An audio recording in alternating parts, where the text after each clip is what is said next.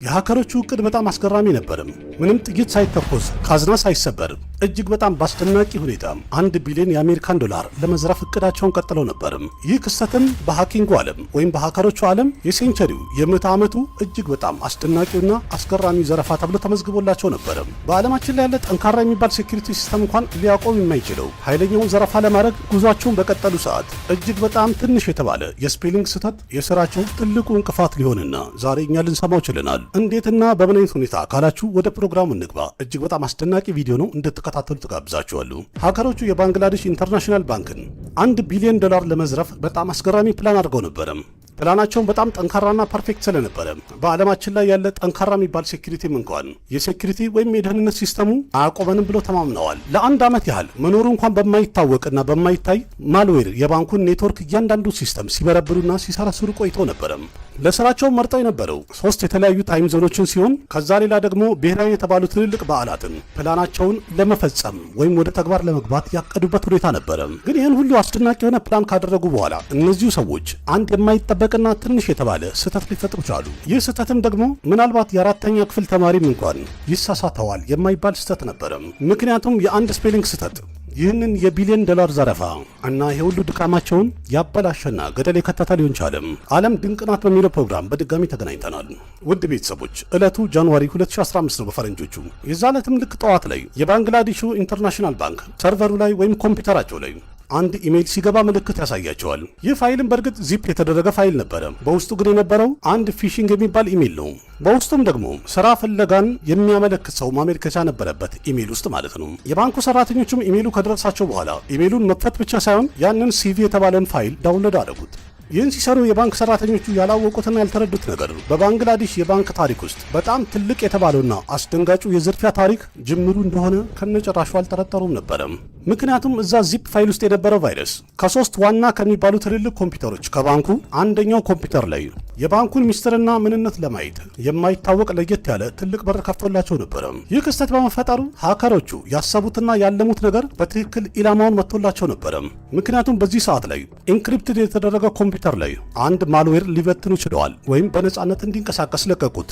ይህ ኖርማል የተባለ ወይም ተራ ኮምፒውተር ቫይረስ አልነበረም። በአጠቃላይ ኒዮ ከተባለ 3 ክፍል አለው። የመጀመሪያ ክፍሉ የባንኩን የግል ኔትወርክ አንድ ሉፕሆል የማይታይ ቀዳዳ ወይም ክፍተት ሊፈጥር ቻለም። ማለትም ለሌባ በር ከፈተ እንደማለት ነው። ሁለተኛው ደግሞ የሰራው ወይም ሁለተኛው ቅርንጫፍ የሰራበት መንገድ በዚህ በሌባ መንገድ ወይም በተከፈተው በር በኩል የሚወጣ የሚተላለፍ ዳታ ጠቅላላ ማንኛውም የባንክ ሰራተኛ እንዳይታወቅና እንዳይታይ ማድረግ የሚችል ነው። ማለትም ራሱን የቻለ ኢንክሪፕትድ የሆነ የተደበቀ ቻናል መፍጠር ቻለም። ሶስተኛ ስራው ደግሞ በጣም አደገኛ የሚባለው ስራ ነው። ይሄኛው ቫይረስ ጠቅላላ የባንኩን ኔትወርክ እንዳለ ስካን እያደረገ እያንዳንዱ ሰራተኛ የሚያደርገውን እንቅስቃሴ ሪከርድ እያደረገ ነበረም። ማን ምን እንደሚሰራ፣ ገንዘብ እንዴት እንደሚተላለፍ እንደሚዘዋወር፣ በረፍት ቀን ወይም በበዓላት ቀን ደግሞ የትኞቹ ኮምፒውተሮች ክፍት ይሆናሉ እንደበሩ ይቆያሉ የሚለውን ሌላም በጣም ብዙ ነገር መሰለልና ሪከርድ ማድረግ ጀመረ። ልክ በዚህ መልኩ ለ1 ዓመት ያህል እነዚህ ሃከሮች የባንግላዴሽ ኢንተርናሽናል ባንክን በደንብ እየሰለሉ ስለ ኔትወርካቸውና አሰራራቸው በጣም ብዙ ነገር ማወቅ ችለው ነበረ። ምናልባትም እዛ ባንክ ውስጥ የሚሰሩ ሰራተኞች ራሱ በአግባቡ ላያውቁት ይችላሉ የሚባለውን በጣም ብዙ ነገር መሰብሰብና ማወቅ ችለው ነበረ። በአስገራሚ ሁኔታ በዚህ 1 ዓመት ውስጥ ማወቅ የቻሉት ሌላ ተጨማሪው ነገር ናሽናል ባንክ ኦፍ ባንግላዴሽ የተባለው የሀገሪቱ ይህ ትልቅ ባንክ የውጭ ምንዛሪ አካውንታቸው ኒውዮርክ ውስጥ የሚገኘው ፌዴራል ሪዘርቭ ሲስተም ውስጥ እንደሚያጠራቅሙና እንደሚገኝም በደንብ ማወቅ ቻሉ። ፌዴራል ሪዘርቭ ሲስተም ማለት አሜሪካ ውስጥ የሚገኝ አንድ ሴንትራል ባንክ ሲሆን በአጭሩም ደግሞ ኤፍኢዲ በመባል ይታወቃል። በቀላሉ በዓለማችን ያሉ የተለያዩ ሀገራት ሁሉም በሚባል ደረጃ የውጭ ሀገር ከረንሲ ወይም የውጭ ምንዛሪ ሪዘርፋቸውን ማለትም ዶላራቸውን አሜሪካ ውስጥ በሚገኘው ፌዴራል ሪዘርቭ ሲስተም በሚባለው ባንክ ውስጥ ነው የሚያስቀምጡት። በቀላሉ እንደዚህ ብላችሁ አስቡት። ልክ ግለሰቦች ባንክ ውስጥ ገንዘባቸውን እንደሚያስቀምጡት ሁሉ አገሮች ደግሞ በዓለም አቀፍ ደረጃ እዚህ ባንክ ውስጥ ያስቀምጣሉ። ምሳሌ አንድ ሀገር ከሆነ ሀገር ነዳጅ መግዛት ከፈለገና ወደ ሀገሩ ማስገባት ከፈለገ ኒውዮርክ ውስጥ ከሚገኘው ኤፍኢዲ ከተባለው ባንክ ገንዘቡን ያወጣና የሻጩ ሀገር ኤፍኢዲ አካውንት ውስጥ እዛው አሜሪካ ውስጥ የሚገኘው አካውንት ላይ ይልክለታል፣ ይዘዋወራል ማለት ነው። ሃከሮቹም በዚህ ሰዓት ላይ በደንብ ያወቁት ነው የተረዱት። የባንግላዴሽ ሀገር በቢሊዮን የሚቆጠር ዶላር ኤፍኢዲ ውስጥ እንደተከማቸና እንደተጠራቀመ ደርሰውበት ነበረ። ግን ደግሞ ከዚህ ባንክ ውስጥ ገንዘብ ትራንስፈር ማድረግ ከተፈለገ በዓለማችን ላይ ያሉ ሁሉም ሀገራት ለየት ያለ ሲስተም ይጠቀማሉ። ያም ደግሞ በአጭሩ ስዊፍት በመባል ይታወቃል። ይህ ሲስተም ማለት የዓለማችን በጣም ትልቅ የተባለው የባንክ ኢንተርናሽናል ትራንስፈር ሲስተም ነው። በቀላሉ እንዲገባችሁ እንደ ዋትሳፕ ብላችሁ አስቡት። ግን ይሄ ለተራው ዜጋ የሚጠቅም ሳይሆን በዓለማችን ላይ ላሉ ሀገራት የባንክ ሲስተምን የሚያሯሩጡበትና የሚገበያዩበት መንገድ ነው። ስለዚህ በየቀኑ ስዊፍት በሚባለው ሲስተም ከአንድ ሀገር ወደ ሌላ ሀገር በዓለማችን ላይ በቢሊዮን የሚቆጠር ዶላር ይዘዋወራልም ይሯሯጣልም። ስለዚህ ይህ አካሄድ ከተረዳችሁና ከገባችሁ በዚህ ሰዓት ላይ ሀከሮቹን በደንብ የተረዱትና ያወቁት ኒውዮርክ ውስጥ ከሚገኘው ኤፍዲ ባንክ የባንግላዴሽን $1 ቢሊዮን መስረቅና ማዘዋወር ካለባቸው መጀመሪያ ስዊፍት የተባለው ሶፍትዌር ጋር መድረስ አለባቸው ማለት ነው። የባንግላዴሽ ኢንተርናሽናል ባንክ ኔትወርክ ውስጥ ከገቡ በኋላ የሀከሮቹ ቀጣይ ሚሽን የነበረው ያንን ኮምፒውተር ፈልጎ ማግኘት ነበረ። ይሄኛው በዓለም አቀፍ ደረጃ ስዊፍት የሚባለው ሶፍትዌርን የሚያንቀሳቀሱበትን ኮምፒውተር ለይቶ ማግኘት ተቀዳሚ ስራቸው ነበረ።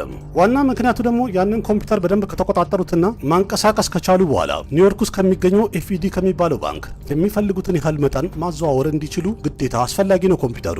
ግን ደግሞ በዚህ ሰዓት ላይ ሀከሮቹ የባንግላዴሽ ኢንተርናሽናል ባንክን ኔትወርኩን ነው ሀክ ያደረጉት። ኒውዮርክ ውስጥ የሚገኘው ባንክንም ሀክ አላረጉም። በመሃል ደግሞ ስዊፍት የሚባል ሲስተም አለ። ስዊፍት የሚባለው ሲስተም በጣም ጥብቅ የሆነና ብዙ አይነት ሴኩሪቲ ስቴፖች ያሉት ለየት ያለ ሶፍትዌር ነው።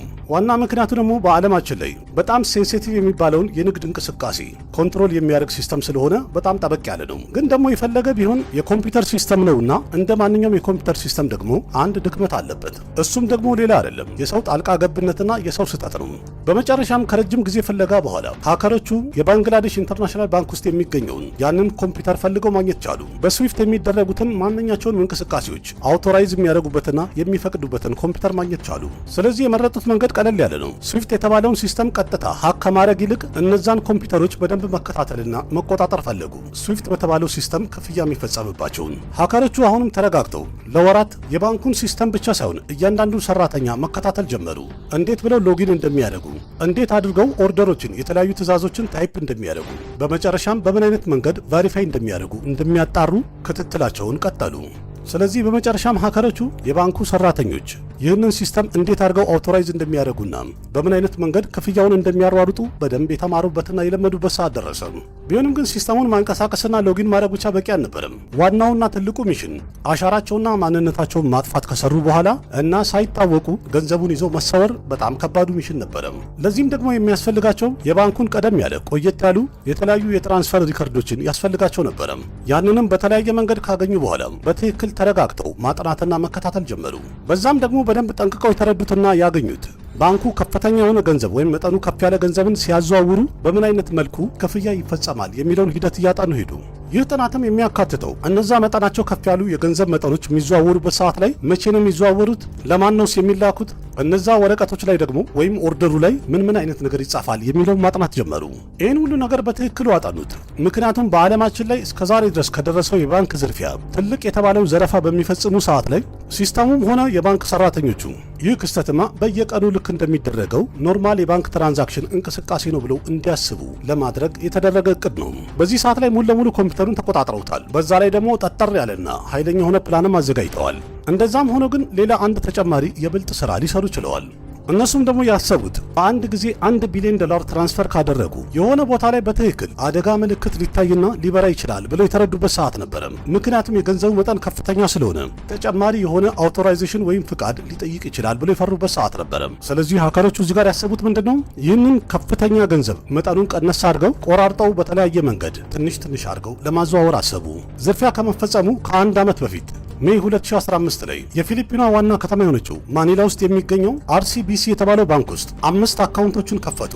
እያንዳንዱ አካውንትን በተከፈተ ሰዓት ላይ $500 ብቻ ያስቀምጡና ያስገቡ ሲሆን ከዛ በኋላ ግን ይህ አካውንት ሳይንቀሳቀስ ጸጥ ብሎ ለ1 ዓመት ያህል እንዲቀመጥ አደረጉት። ትክክለኛ ብዛቱ እንኳን በግልጽ የወጣ መረጃ ባላይም ፊሊፒን ውስጥ 5 አካውንት ከፍተዋል። ሽሪላንካ ውስጥ ደግሞ 1 አካውንት እንደከፈቱ ተነግረዋል። ግን ቁጥሩ ከዛም እንደሚበልጥ በጣም ብዙ መረጃዎች ያሳያሉ። ሁሉም አካውንቶች ደግሞ የሚያመሳስላቸው ነገር በትክክለኛ ሰው ሳይሆን በፌክ ስም ነበረ አካውንቱ የተከፈተው። እስከ ፌብሩዋሪ 2016 ድረስ ሀከሮቹ የፕላናቸውን እያንዳንዱን ነገር አጥንተው በትክክል አዘጋጅተው ነበረ። ይህም ማለት በዚህ ሰዓት ላይ እጃቸው ላይ ያ ሁሉ አክሰስ ነበረ። ስራቸውን ሲሰሩ ያለምንም እንቅፋት ለመስራት የሚያስፈልጋቸውን ሁሉንም አክሰስ ማግኘት ችለው ነበረ። ፌብሩዋሪ 4 2016 ዕለቱ ሐሙስ ቀን ነበረ። ማታ ላይ የባንክ ሰራተኞች ጠቅላላ ወደ ቤታቸው ከሄዱ በኋላ ሀከሮቹ ለመጨረሻ ጊዜ የባንግላዴሽ ብሔራዊ ባንክ ኔትወርክ ውስጥ ገቡ። ወደ ሰርቨሩ ከገቡ በኋላ ኒውዮርክ ውስጥ የሚገኘው ፌዴራል ባንክ ኦፍ ሪዘርቭ ያለውን የባንግላዴሽ ባንክ አካውንቱን አክሰስ ማድረግ ቻሉ። በላይም በአጠቃላይ 36 የሚደርሱ ትራንስፈሮችን ወይም የገንዘብ ዝውውሮችን ሪኩዌስት ማድረግ ቻሉ።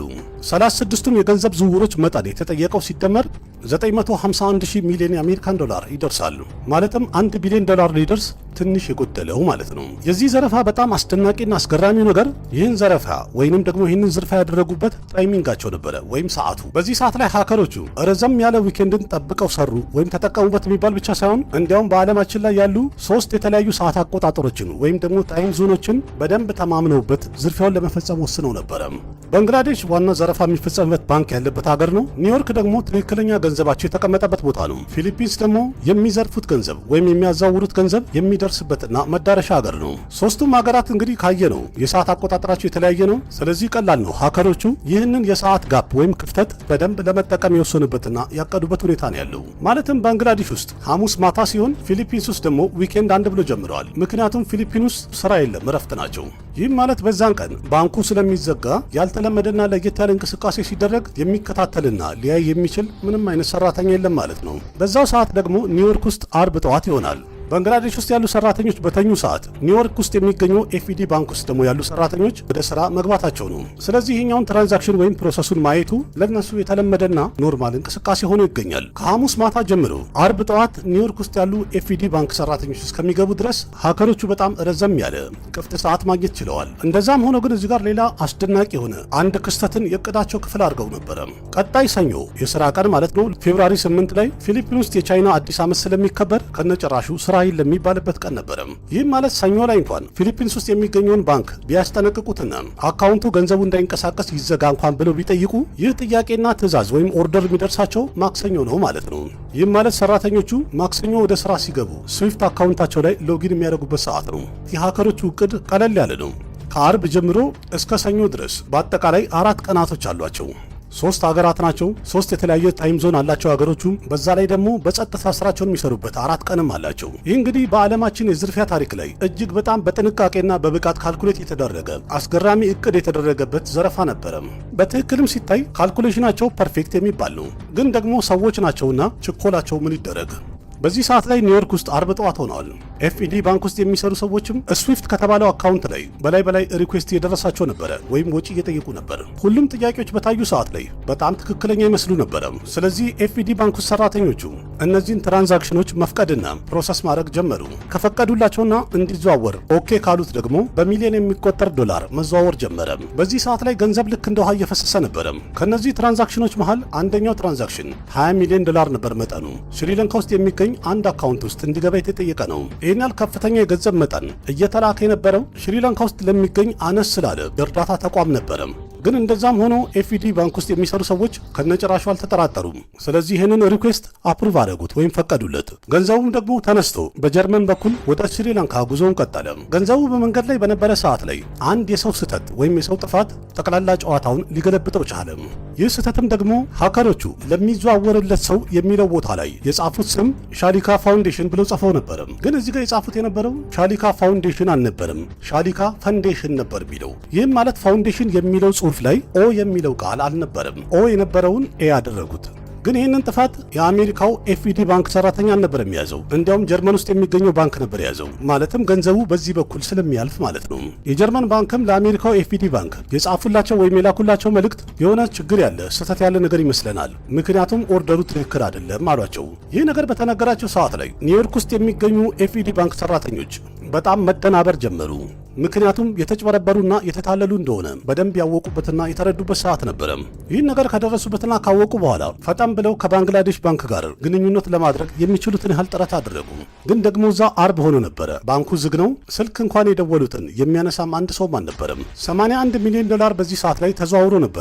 የቀሩት ሌሎቹን ትራንዛክሽኖች ኤፍኢዲዎች ሆልድ እንዲሆን አደረጉት፣ አቋረጡት። በሌላ በኩል ልክ ጠዋት 4 ሰዓት ላይ ሃከሮቹ ስራቸውን ጠቅላላ ጨረሱ። ስዊፍት ከተባለው አካውንት ላይም ሎጋውት ማድረግ ቻሉ። ይህም ማለት ቀደም ብለው ልከውት የነበረው ማልዌር የተባለው ቫይረስ ከሲስተም ላይ ያለውን መረጃ ጠቅላላ እያጠፋላቸው ነው። ግን አሁን እዚህ ጋር ሌላ ትልቅ ጥያቄ ይፈጥራል። ይህን ያህል ትልቅ ባንክ ውስጥ እንደዚህ አይነት ትልቅ ዘረፋ ሲደረግ መቆጣጠር የሚቻልበት ምንም አይነት ሲስተም የለም የሚል ጥያቄ ይፈጥራል። ነበረ። በእርግጥ ባንግላዴሽ ውስጥ የሚገኘው ብሔራዊ ባንክ ውስጥ የኤችፒ ስሪት የሆነው ሌዘር ጀት ፕሪንተር ነበረም። የዚህ ፕሪንተር ስራም የነበረው በስዊፍት አካውንት በኩል የሚዘዋወሩ ገንዘቦችን ጠቅላላ ፕሪንት ማድረግ ነበረ። ትራንዛክሽኑን የበዓል ቀንም ሆነ የረፍት ቀን በማንኛውም ሰዓት ላይ ያሉትን ትራንዛክሽኖች ጠቅላላ ፕሪንት እያደረገ ያወጣል። በአስደናቂ ሁኔታ ግን ሃከሮቹ ስለዚህ ፕሪንተርን በደንብ ያውቁ ነበረ። ግን የሚገርመው ነገር ይህንን ፕሪንተር እንኳን ሀክ ያደረጉበት መንገድ ፕሪንት ማድረግ ያደርጋል፣ ግን ሲወጣ ወይም ፕሪንት አድርጎ ሲወጣ ወረቀቱ ልሙጥ እንዳለ ነው። ነጭ ወረቀት ነው ፕሪንት አድርጎ የሚወጣው። ይህንን ፕሪንተር እንዲቆጣጠርም አንድ ሰራተኛ አለው። የእረፍት ቀንም እንኳን ቢሆን ባንኩ ቢዘጋም ይህ ሰራተኛ ግን እየመጣ ፕሪንተሩ የሚያወጣውን ወረቀቶች ይቆጣጠራልም፣ ቼክ ያደርጋል። በዚህ ሰዓት ላይም ልሙጥ ወረቀትን እያወጣ ማሽኑ ባየው ሰዓት ላይ አንድ ግሊችና የስራ ስህተት የተፈጠረ ነበር ይመሰለው። ምንነቱን በደንብ ሳያጣራና ሳያረጋግጥም ይህ ሰራተኛ ጠቅላላ ስራውን ወይም ፕሪንተሩን ቅዳሜ አየዋለሁ ብሎ ትቶ ሄደ። ቅዳሜ ቀን ጠዋት ማለት ባንግላዴሽ ውስጥ የሚገኘው ኢንተርናሽናል ባንክ ሰራተኞች ከምድር መጨረሻ ያነሰ ክስተት አይደለም የታያቸው። በአንድ በኩል ፕሪንተሩ በላይ ልሙጥ ወረቀቶችን ፕሪንት እያደረገ እያወጣ ነበረ። በሌላ በኩል ደግሞ ስዊፍት ሲስተምን ሎጊን ለማድረግ በሞከሩ ሰዓት ላይ ሎክ ተደርጎ ነበረ። ረጅም ሰዓት ከሞከሩና ከታገሉ በኋላ ሲስተሙን መክፈት ቻሉ። ይህን ነገር ባየች ሰዓት ቦታው ላይ የነበረችው ሰራተኛ የተፈጠረባት ድንጋጤ አያድርስ የሚባል ነው። ምክንያቱም ኒውዮርክ ውስጥ ከሚገኘው ኤፍዲ ባንክ በላይ ማስጠንቀቂያና ሬድ ፍላግ እየተላከ ነበረ። ግን ምን ዋጋ አለው? እስከዚህ ሰዓት ድረስ በጣም ረፍዶ ነበረ። ሀከሮቹ በአጠቃላይ 35 ወጪ ነበር የጠየቁት። ከነዛ መሃል 5ቱን አፕሩቭ አድርገውታል። አንድ የስፔሊንግ ስህተት የተፈጠረበት $20 ሚሊዮን ወደ ስሪላንካ እንዲላክ ያደረጉት ያ ብቻውን ቀሪዎቹን $850 ሚሊዮን የሚደርሱ ትራንዛክሽን ወይም ዝውውሮችን በጥርጥር እንዲታዩ ስላደረገ ሆልድ እንዲሆንና እንዲቆዩ ሊደረግባቸው ቻለ። ግን ደግሞ $81 ሚሊዮን ወደ ፊሊፒን ተዘዋውሮ ሄዶ ነበረ። እነሱስ ታዲያ ምን ሆነው አትሉም? እዚህ ጋር ታሪኩ እጅግ በጣም መሳጭ ይሆናል። ምክንያቱም ከመጀመሪያም ሀከሮቹ ያቀዱትና የገመቱት የነበረው ነገር ከሰኞ ቀደም ብሎ ባንግላዴሽ ባንክ ውስጥ የሚገኝ አንድ ሰራተኛ ፊሊፒን ውስጥ የሚገኘውን RCBC ለተባለው ባንክ ክፍያው እንዳይፈጸም ወይም ዝውውሩ ይቋረጥ የሚል መልእክት ልኮ ነበረ። እንደዛም ሆኖ ግን ከባንኩ ምንም አይነት ምላሽ አልደረሳቸውም። ለምን? ምክንያቱም ሰኞ ላይ እዛ ደግሞ የቻይና አዲስ ዓመት ስለሚከበር ባንክ ሰራተኞቹ ወደ ስራ አይገቡም። ማክሰኞ ጠዋት ላይ ደግሞ ልክ ባንኩ እንደተከፈተ ከ5ቱም አካውንቶች ላይ የሚገኘውን ገንዘብ ጠራርገው አወጡት። ምክንያቱም ከባንግላዴሽ ባንክ የተላከላቸውን ማስጠንቀቂያ ወይንም ደግሞ ክፍያ እንዳይፈጸም የሚለውን ዋርኒንግ ስዊፍት የሚባለውን ሲስተም ከከፈቱ በኋላ ነበር ያገኙት። ይህ ክስተትም የታወቀው ከዛ በኋላ ነው። ለዛም ይመስላል በሰዓቱ በአጠቃላይ ተጠርጣሪ የነበረው የRCBC ባንክ ማኔጀር ነበረ። ምክንያቱም ስዊፍት ሲስተሙን ከፍቶ ከማየቱ በፊት ጠቅላላ ባንኩ ላይ ወይም አካውንታቸው ላይ የነበረውን ካሽ አውጥቶ ሰጥቷቸዋል ተብሎ ተጠረጠረ። ለዛውም ደግሞ እነዚህም 5 አካውንቶች ያለፈው 1 ዓመት ያህል ምንም አይነት እንቅስቃሴ ወይም ትራንዛክሽን ያልነበረባቸው አካውንቶች ላይ ይህን ያህል አማውንት ያለው ወይም ይህን ያህል መጠን ያለው ገንዘብ ወጪ ሲያደርጉ ፈቃደኛ ሆኖ በማውጣቱ ተጠርጣሪ ሆነ። እነዚህን ገንዘቦችም ላውንድሪ ለማድረግ ወይም መኒ ላውንድሪ ለማድረግ ማሊና ከተማ ውስጥ የሚገኙ ትልልቅ ካዚኖችን ወይም ቁማር ቤቶችን ምክንያት አድርገው ነው ያወጡት። ወደ ካዚኖው ከገባ በኋላ ገንዘቦቹ ወደ ቺፕስ ተቀየሩ እያሉ እየተቀባበሉት እያዞሩ በመጨረሻም ወደ ሆንግ ኮንግ እንዲላክ አደረጉት። ይህ ዝርፊያ በአጠቃላይ በተሰማ ሰዓት ላይ በመላው ዓለም እጅግ በጣም አስደንጋጭ ዜና ነበረ። ለረጅም ዓመታትም የተለያዩ ኢንቨስቲጌሽን ምርመራ የተደረገ ሲሆን የፍርድ ቤት ኬዝም ሲቀጥል ቆይቶ ነበረ። መርማሪዎቹም በጣም ተጠራጥረው የነበረው የRCBC ባንክ ማኔጀር የሆነውን ግለሰብ ነበረ። ምክንያቱም ፔመንቱ ይቁም ወይም ስቶፕ ፔመንት ከደረሰው በኋላ ካሽ አውጥተው እንዲወስዱ የፈቀደላቸው ማኔጀር እጁ አለበት ወይም ተጠርጣሪ ነው አሉ። ከበኋላ ፍርድ ቤቱም በቀረበለት የተለያየ ምርመራ ውጤትና ቀደም ባለ ክስ የተለያየ መኒ ላውንደሪ የተሰኙ ስራዎች ላይ እጁ ስለነበረበት ተከሳሽ ወይም ወንጀለኛ መሆኑን ወሰነ። በእያንዳንዱ እንቅስቃሴ ወይም በእያንዳንዱ ክስም ለ7 ዓመት ያህል በእስር ቤት እንዲያሳልፍ ተፈረደበት። ዛሬ ላይ ይህ ክስተት ካለፈ 10 ዓመት አልፎታል። ግን እነዚህ ሀከሮች ማናቸው ለሚለው ማንም ያውቅ የለም። ወይም ደግሞ ያ $81 ሚሊዮን የት ደረሰ ማን ወሰደው ለሚለው ማንም ያለው መረጃ የለም። ይህ ክስተት የባንግላዴሽ ብሔራዊ ባንክን ያልተጠበቀና አስደንጋጭ የሆነ ኪሳራ ውስጥ ከቶት ነበረ።